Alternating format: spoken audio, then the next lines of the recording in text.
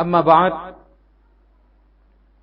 ma'asyiral ikhwah kaum muslimin yang semoga kita semua dirahmati oleh Allah tabaraka wa ta'ala.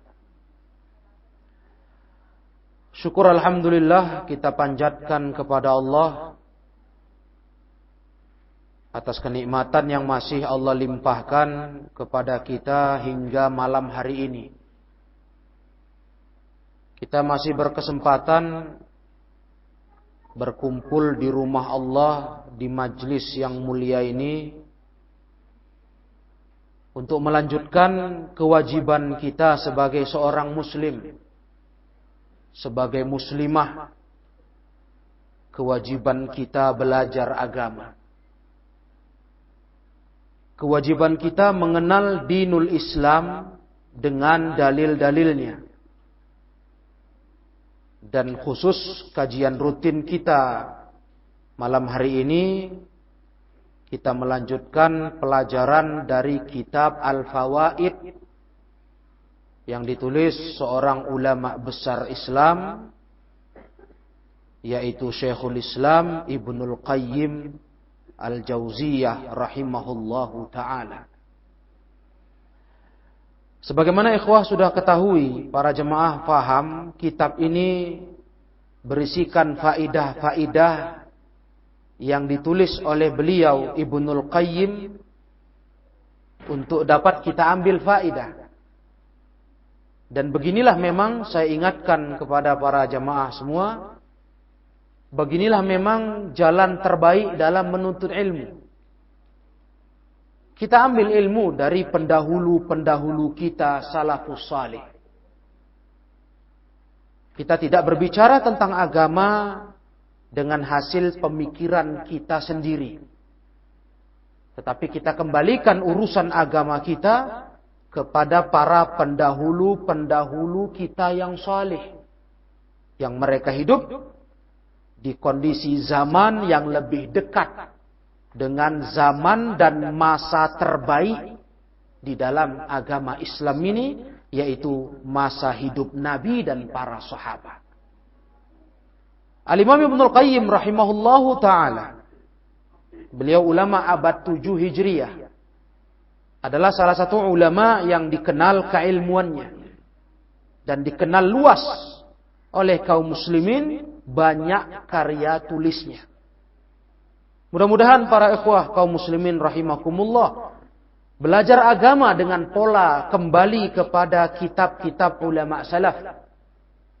Para pendahulu kita akan terus berkembang di masyarakat sehingga jelas rujukan kita beragama. Jelas pengambilan ilmu agama kita tidak dari kita ke kita, tidak dari akal-akal kesimpulan kita, tapi mari kita ambil dari pemahaman-pemahaman terbaik generasi umat Islam ini, pemahaman para generasi salafus salih ridwanullah alaihim ajma'in. Melanjutkan kajian kitab ini, alhamdulillah kita sudah sampai pada fasal fawaidu mukhtalifah. Fasal faidah-faidah yang beragam macam. Ada banyak faidah dalam fasal ini yang disusun oleh Imam Ibnul Qayyim rahimahullah. Kata beliau, lamma salima li Adam aslul ubudiyah lam yaqdah fihi dzanbu. Tatkala selamat asal pokok peribadatan pada kasus Nabi Adam. Beberapa pertemuan lalu di fasal-fasal sebelum ini kita sudah membaca para jemaah tentang masalah hikmah apa yang menimpa Nabiullah Adam alaihissalam. Sudah kita baca. Bagaimana beliau alaihissalam terus surga, turun ke bumi, menghuni bumi untuk terus sampai anak turunannya. Dan itu penuh hikmah.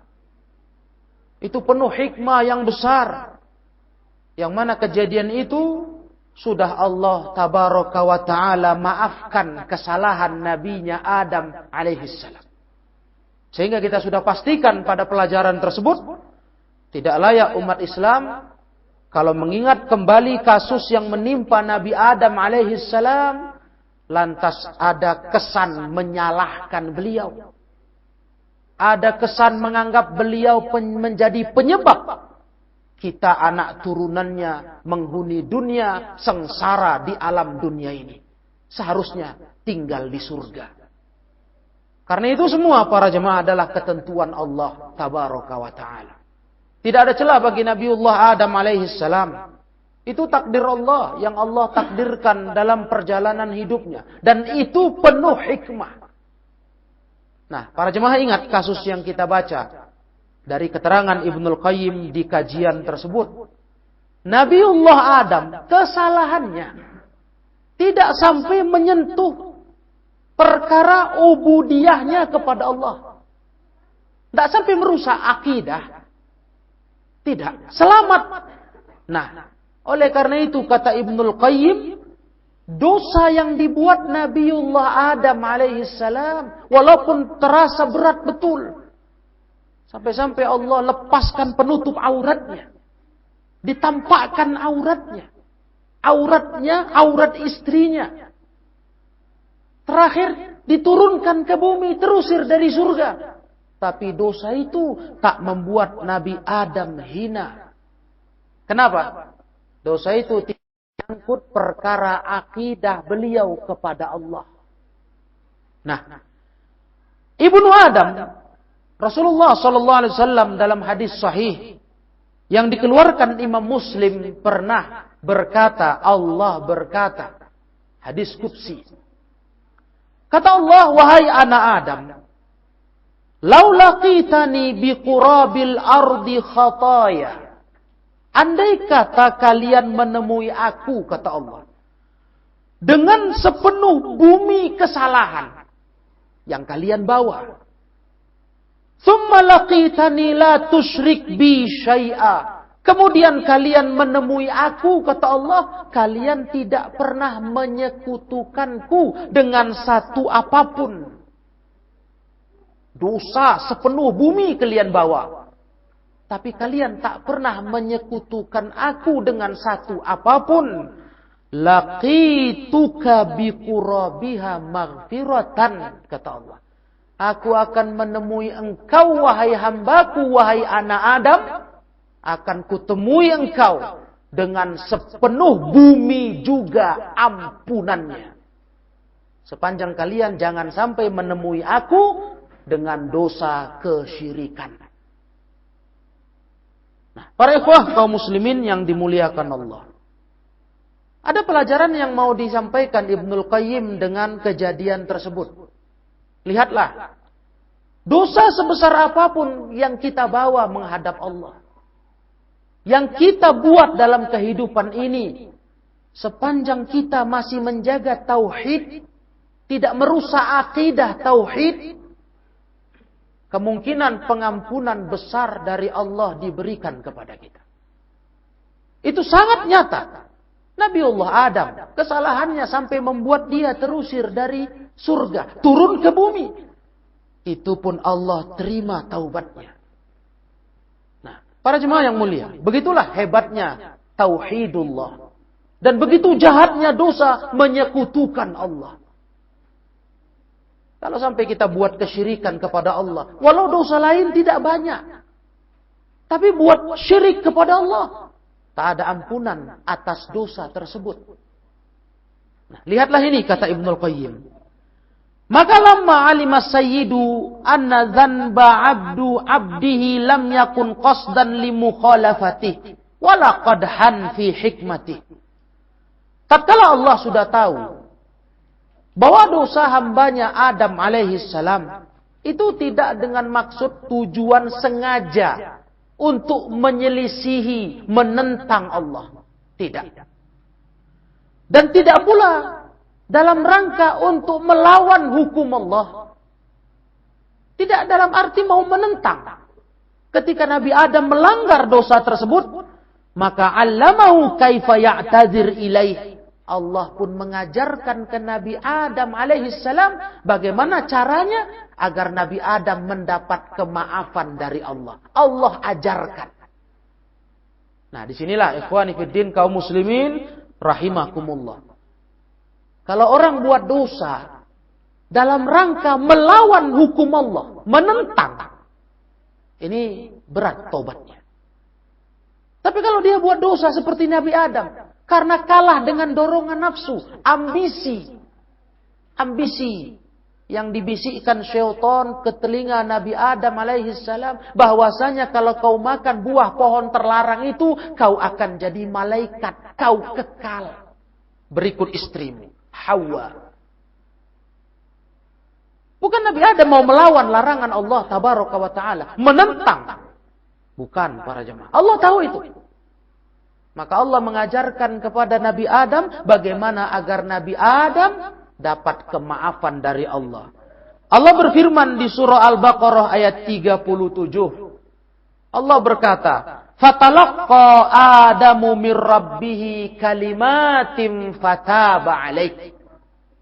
Maka Nabi Adam menerima beberapa kalimat dari Rabb-nya. Pengajaran itu tadi. Pengajaran cara meraih taubat dari Allah. Allah terima taubatnya. Bagaimana? Biar dimaafkan. Fataba alaih. Nabi Adam menjalankan apa yang Allah ajarkan. Fataba alaih. Allah beri taubat kepadanya. Allah terima taubatnya. Masya Allah. Itu surah Al-Baqarah ayat 37. Nah, berarti para ikhwah, al-abdu la yuridu bima'siyatihi mukhalafata sayyidih walal jur'ata ala maharimih walakin ghalabatut tab'i. Nabiullah Adam alaihi salam, tidaklah beliau inginkan ketika bermaksiat kepada Allah dengan menyelisihi larangan Allah tabaraka wa ta'ala. Tidaklah beliau menginginkan untuk berbuat lancang. Bukan itu maksud Nabi Adam melanggar larangan Allah. Tapi tidak lain, ghalabatut tab'i.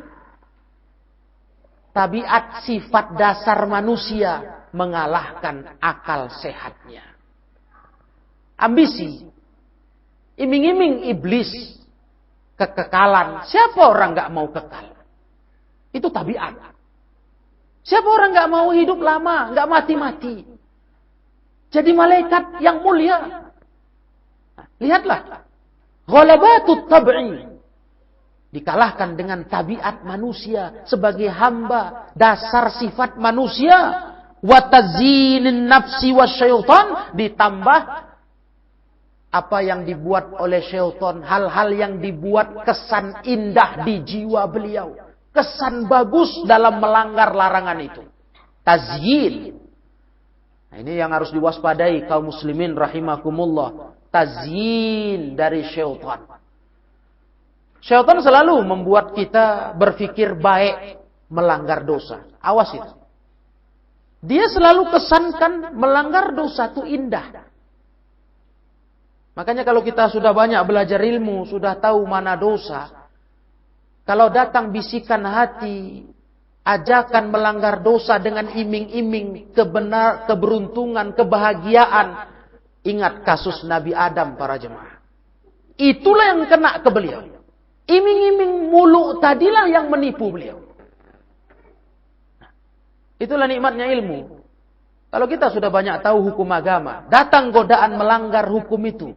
Untuk kita mengerjakan larangan Allah. Dan datang pula pemikiran, ini akan baik hasilnya, ini akan bagus. Banyak pertimbangan kita untuk mendorong kita mengamalkan larangan itu. Ingat kasus Nabi Adam. Itu kalilah dia. Karena hebatnya tazyin syaitan ini. Iya, janji muluknya, janji-janji baiknya kalau dimakan pohon terlarang itu, Nabi Adam tergoda. Memang tabiat pun ke situ arahnya. Siapa orang gak mau kekal para jemaah rahimakumullah? Iming-imingnya kau sama istrimu akan kekal, kau sama istrimu akan jadi malaikat. Masya Allah. Nah, kaum muslimin rahimakumullah. Begitu pula ditambah wa qahril hawa. Luar biasa. Sudahlah tadi tabiat kena bujuk rayu syaitan, ditambah hawa nafsu mengalahkannya. Nah ini akan terus ke anak cucunya. Kondisi ini berlaku. Kitalah itu, anak cucu ada. Ya. Tabiat kita, bujuk rayu syaitan, tipu daya, sampai dominan hawa nafsu. Itu di kita semua. Turun para ikhwah. Apa yang terjadi pada Nabi Adam. Turun persis. Coba ikhwah, kita introspeksi diri. Bukankah itu semua yang ada pada kehidupan kita? Tatkala kita masih juga buat dosa. Padahal kita tahu itu dosa. Apalagi?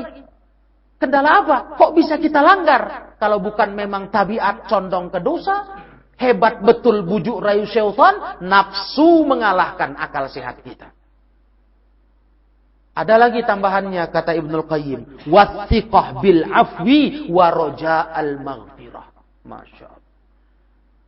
Percaya betul dengan sifat pemaaf Allah. Besar harapan mendapat ampunan Allah. Kaum muslimin, tidak salah hakikatnya kita percaya Allah pemaaf. Kita tidak salah, kita yakin Allah Maha Pengampun. Tapi itu bukan untuk semua para pendosa. Bukan. Allah pengasih, Allah penyayang, Allah pemaaf. Bukan untuk semua pelaku dosa. Itu untuk pelaku dosa yang mau taubat. Jangan tertipu. Ini yang sering menipu kita. Jujur kita akui. Begitu dosa kita nikmati, kita teringat Allah Maha Pemaaf, Maha Pengampun, Maha Penyayang. Untuk siapa sifat itu kaum muslimin? Untuk pendosa yang mau tobat, bukan yang terus di jalur dosa. Begitulah kata ulama. Nah, kaum muslimin rahimakumullah. Itu dari sisi hamba. Allah tahu bahwa nabinya Adam alaihi salam sungguh tidak bertujuan meniatkan diri untuk melawan agama Allah, melawan hukum Allah. Tapi dominan hal-hal tadi itu yang membuat beliau tergelincir. Nah, kita pun berharap dengan kejadian Nabi Adam ini, pengalaman dalam kisah ini. Kalaupun kita jatuh ke dosa, kaum muslimin yang saya muliakan, hendaknya kita dengan kondisi begini pula. Karena memang dosa ini hampir tak lepas kita daripadanya. Tiada hari, tiada waktu tanpa dosa. Baik dosa besar maupun yang kecil. Mesti ada kena kita tiap hari sepanjang hidup. Nah, kita berharap sama Allah. Janganlah kita melampaui apa yang terjadi pada Nabi Adam. Artinya, jangan kita yang melanggar dosa, masih jatuh ke dosa. Karena faktor mau melawan hukum Allah. Mau menentang. Janganlah kaum muslimin. Perkecillah resiko buat dosa itu. Pertama dengan cara karena kita kalah sama nafsu, tertipu dengan bujuk rayu syaitan. Bukan untuk mau sengaja meremehkan hukum Allah, melanggar dalam arti menentang. Tidak. Tumbuhkan rasa bersalah di hati kita, kata ulama. Kalau buat dosa, tumbuhkan rasa bersalah. Baru kemudian taubat setelah buat dosa. Taubat yang sesungguhnya. Karena kalau sudah orang buat dosa, di situ ada unsur mau menentang hukum Allah, meremehkan, ini bahaya. Udah nggak diharapkan nanti dia kayak Allah terima tobat Nabi Adam. Tak diharapkan bertobat orang ini. Kalau udah jalan dia jatuh ke dosa, unsurnya memang melawan hukum Allah, meremehkan, melecehkan. Nah, ini bahaya. Nah, udah remeh Apa pula gini-gini dilarang? Padahal dia tahu betul dilarang agama. Nah, ini bahaya. Ini unsur ini bahaya kaum muslimin. Buat dosa aja udah bahaya. Ditambah tujuan dia melanggar dosa. Peremehannya ke dosa itu, pelecehannya ke hukum Allah, ini bahaya. Nauzubillah, susah tobatnya ini. Nah, ini dia. Jadi kita termasuk yang seperti Nabi Adam maunya.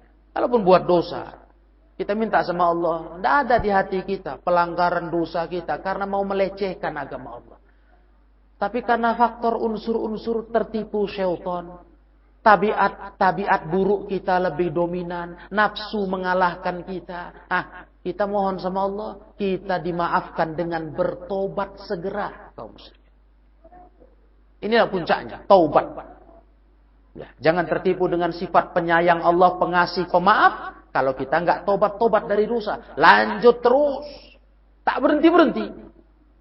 Jangan harapkan mendapatkan kasih sayang Allah, kemaafan dari Allah, sifat pemaaf Allah. Itu bukan untuk semua pelaku dosa. Untuk pelaku dosa yang bertobat kepadanya. Wa amma min janibir rububiyah fajriyanil hukmi wa izhari izzir rububiyyati wa dhillil ubudiyah. Adapun hikmah dari sisi kerububiyahan Allah, kejadian yang menimpa Nabi Adam alaihissalam. Dari sisi hamba, secara sifat kehambaan, itu tadi faktor-faktornya. Hal-hal yang bikin Nabi Adam tergelincir. Adapun dari sisi rububiyah Allah, di situ terdapat pembuktian berjalannya hukum Allah. Tak bisa ditolak walau setingkat Nabi Adam sekalipun. Memang itu sudah Allah takdirkan. Harus dijalani beliau. Jadi bukan malah orang berpikir, perbuatan Nabi Adam alaihissalam ini jelas sebuah perbuatan yang menunjukkan perendahan kepada Allah dan tidak kuasanya Allah membuat Nabi Adam menjadi orang yang terus baik, penghuni surga. Malah terbalik para jemaah.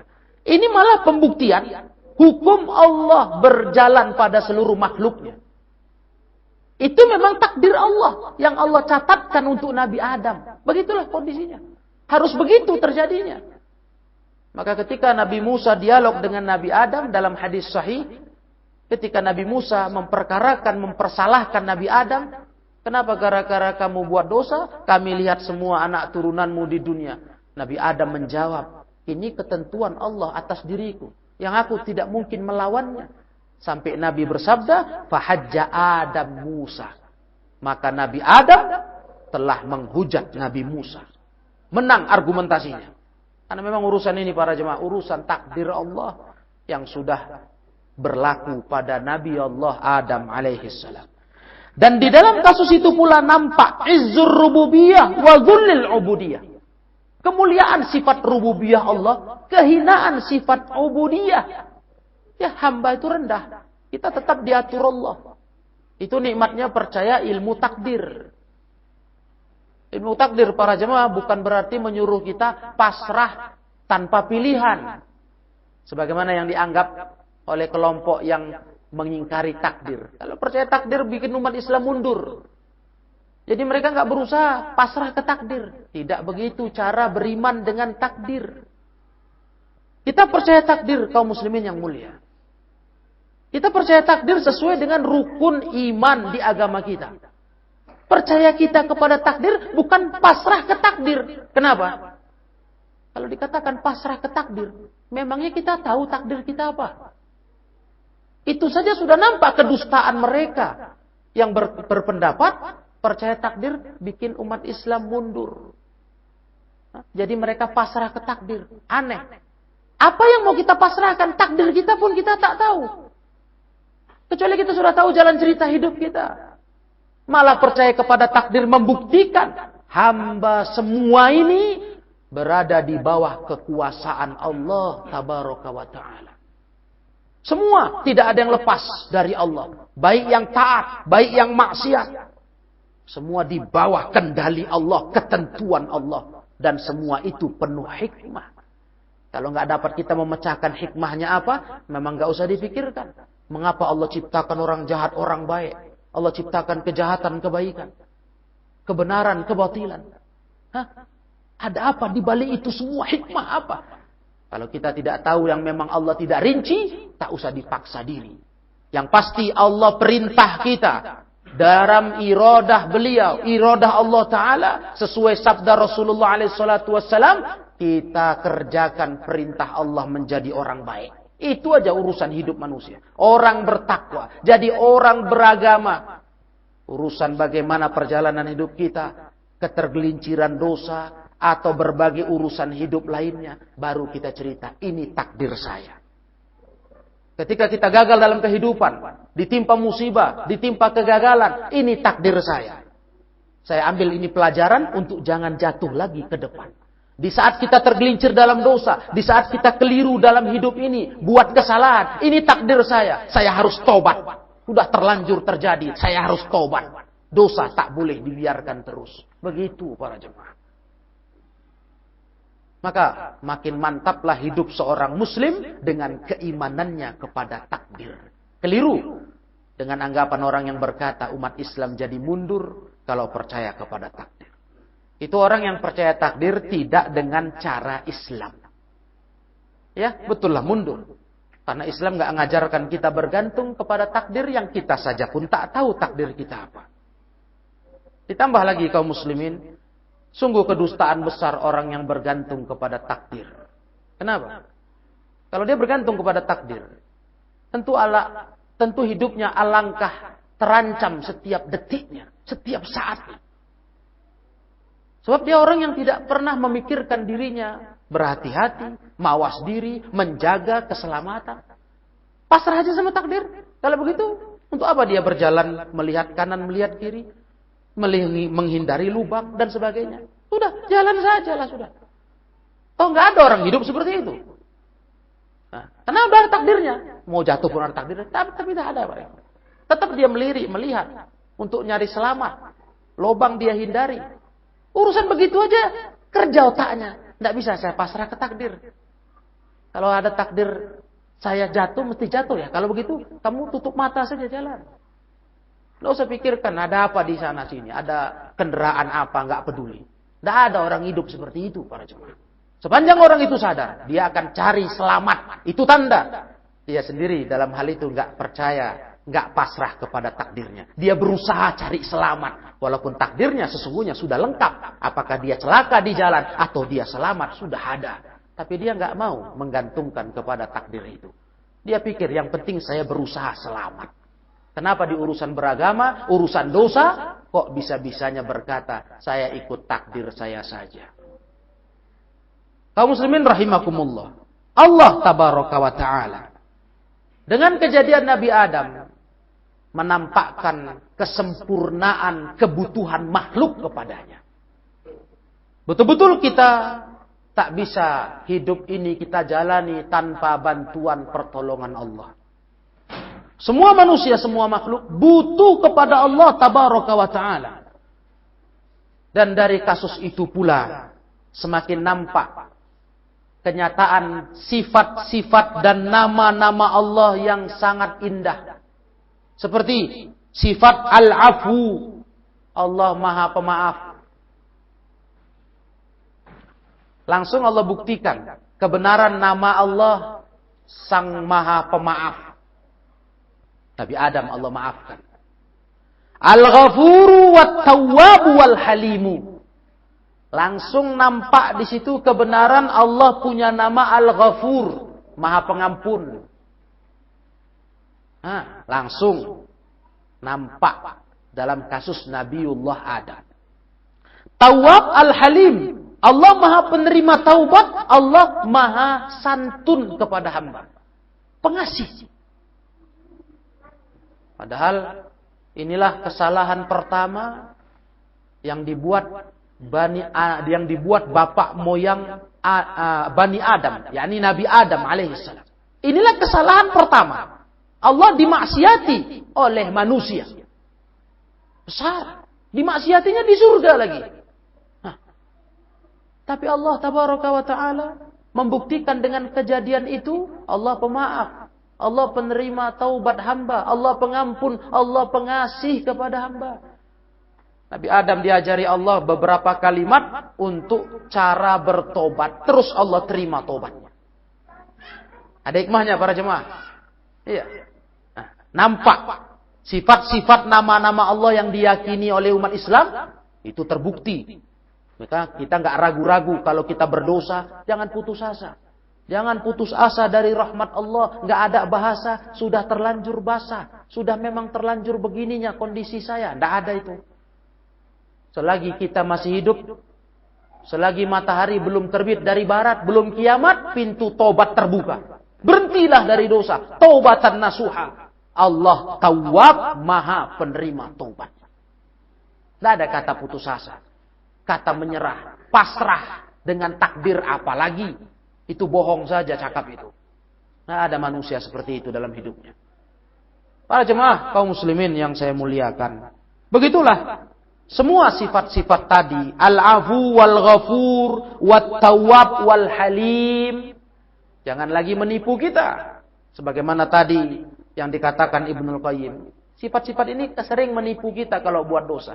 Allah kan pemaaf. Allah kan ngerti urusan saya. Allah ngerti kondisi saya. Nanti Allah maafkan saya. Allah pemaaf, maha pengampun. Kata Ibnul Qayyim, ingat nama-nama dan sifat-sifat itu liman ja'a taiban nadiman. Bagi orang yang datang menghadap Allah dengan status orang bertaubat, orang menyesali dosanya. Jangan tertipu dengan sifat pengasih Allah, pengampun Allah. Itu betul, tidak diragukan. Itu sifat Allah. Untuk siapa para jemaah? Untuk orang yang mau tobat, kata Ibnul Qayyim. Orang yang menyesali dosa.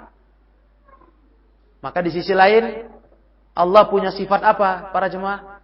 Yang bertolak belakang dengan sifat tadi. Allah al-muntaqimu wal-adlu wal-zil batsyis syadid liman asarra walazimal majarrah. Kenapa orang lupa? Hei para pelaku dosa yang masih tenggelam dengan dosa, kenapa lupa? Allah juga al-muntaqim. Allah juga zat yang memberi hukuman. Allah juga zat yang memberikan balasan dengan adil. Dan Allah dzil batsyis syadid. Yang punya hukuman yang keras. Siksa yang keras. Syadid, keras para jemaah. Batsh. Kenapa kita tak ingat ini? Selain Allah Maha Pengasih, Penyayang, Pemaaf, Penerima taubat, Pengampun, Dia juga pemberi hukuman. Kenapa ini dilupakan? Harusnya inilah dia tadi. Ditingkatkan rasa takut akan hukuman Allah waktu buat dosa. Jangan merasa maaf Allah itu untuk mempertahankan kita di jalur dosa. Jangan. Maka selayaknya bagi hamba, dua sifat yang ibarat sayap pada seekor burung, kata Imam Ahmad, ini berimbang. Roja dan sifat khauf. Harap dan takut. Ini berimbang harusnya pada diri seorang muslim. Harap akan ampunan rahmat Allah, takut akan siksa Allah. Ini harus berimbang dalam hidup. Sebagaimana dua sayap bagi seekor burung. Nah, jadi kita stabil hidup ini jalannya. Nah, jadi ini harus dijaga kaum muslimin yang mulia. Allah tabaraka wa ta'ala untuk orang yang asarra walazimal majarrah, terus buat dosa, terus melakukan kesalahan, tak mau tobat. Dia harus merasa terancam dengan sifat Allah. Allah Maha Pemberi balasan yang setimpal. Allah keras siksanya. Jangan kita coba-coba memancing marah Allah tabaraka wa ta'ala. Walaupun dalam hadis qudsi Allah pernah berkata, inna rahmati ghalabat ghadabi. Rasa kasih sayangku, kata Allah, mengalahkan rasa marahku. Ya, kalau sempat rasa marah lebih dominan dengan rasa sayang, kata ulama, di diri Allah, sudah lama kita nggak merasakan segarnya udara di alam ini, para jemaah. Coba jujur kita pikir-pikir, Allah yang ngasih rezeki, Allah yang memberi kita kehidupan, kebahagiaan, dari dulu lahir nggak punya apa-apa. Kita maksiati dia. Kita buat dosa kepadanya di saat kita ini hidup semua dari Allah. Macam mana marahnya kalau itu terjadi pada sesama manusia? Tapi Allah, begitulah. Sayangnya lebih dominan dari marahnya. Sehingga dengan kelakuan hamba yang separah itu, yang bukan malah bersyukur, bukan malah taat, yang Allah beri kehidupan semua darinya untuk hamba, tapi Allah enggak meluapkan kemarahannya, yang mana kalau itu terjadi di antara sesama kita, entah kayak manalah kondisinya para jemaah. Macam mana kira-kira?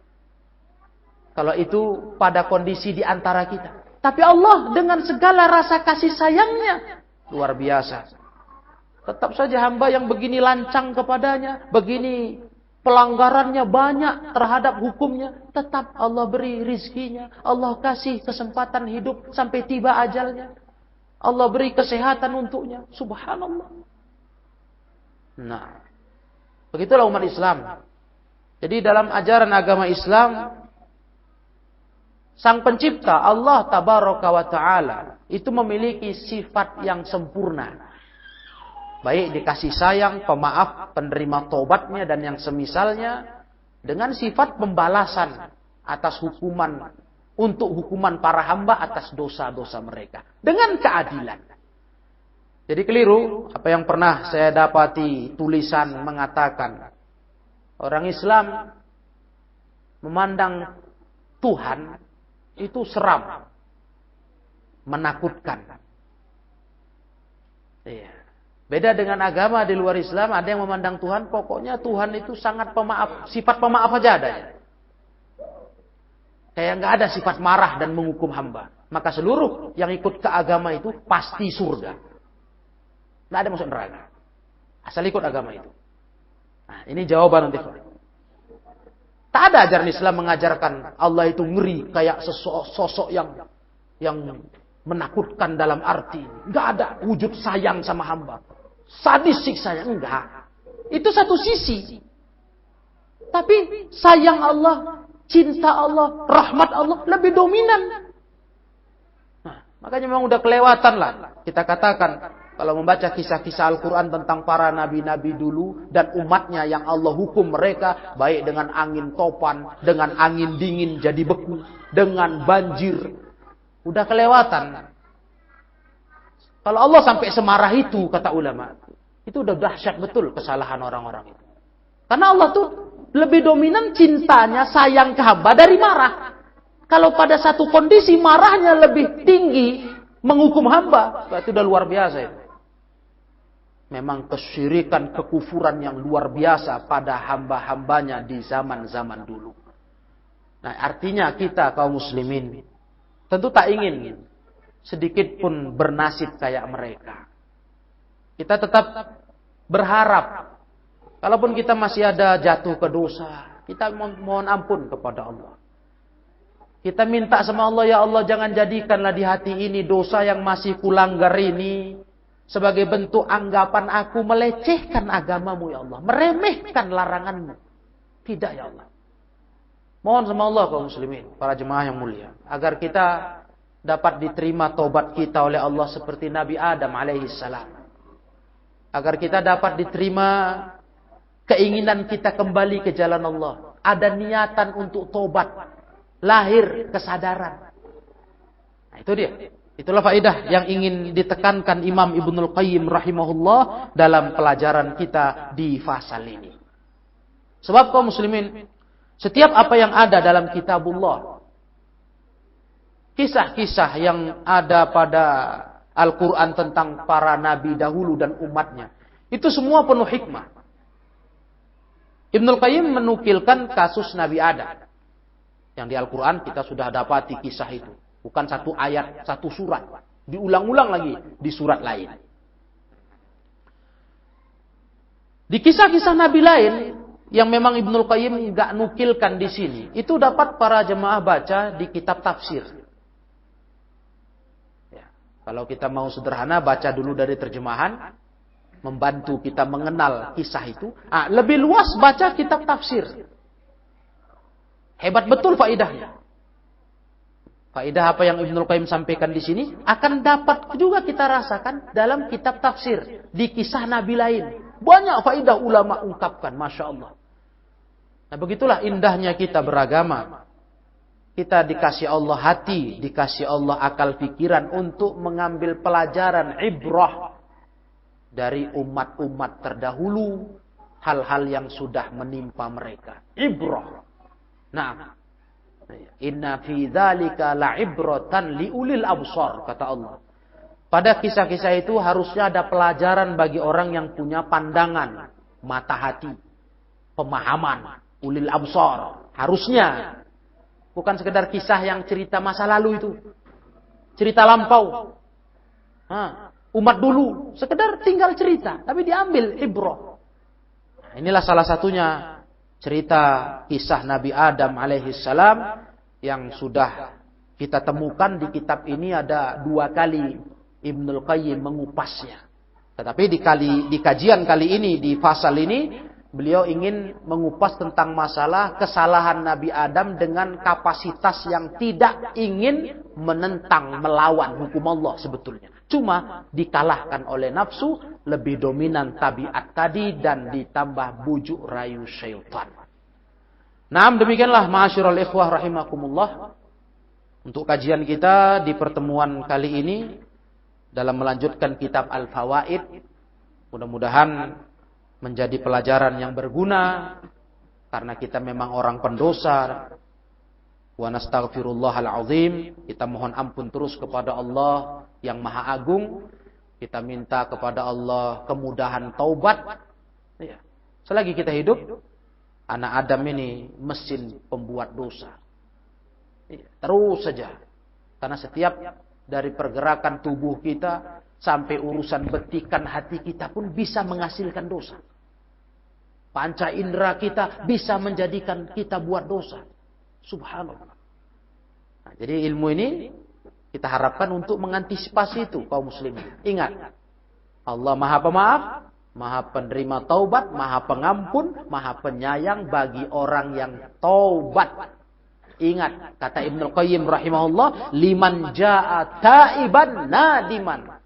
Orang yang datang menghadap Allah dengan status orang tobat, orang menyesali dosa. Itu yang bisa kita buat sekarang. Kita terus bertobat dari dosa, bertekad tidak jatuh lagi kepadanya. Saya cukupkan, wallahu a'lam bissawab. Wa akhiru da'wana anil hamdulillahi rabbil alamin. Wabillahi taufiq wal hidayah. Wassalamualaikum warahmatullahi wabarakatuh.